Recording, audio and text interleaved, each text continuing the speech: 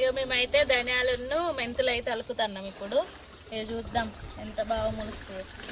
మాకున్న చిన్న ప్లేసులైనా అన్ని చెట్లు పెట్టుకుంటాం. ధనియాలను మెంతులు అయితే అలుకుతున్నాం ఇప్పుడు.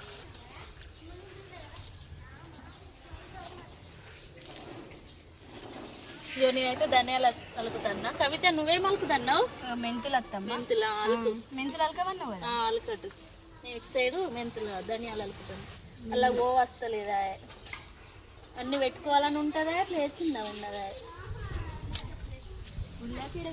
ఉల్లాక అక్కడ పెట్టినా మెంతులు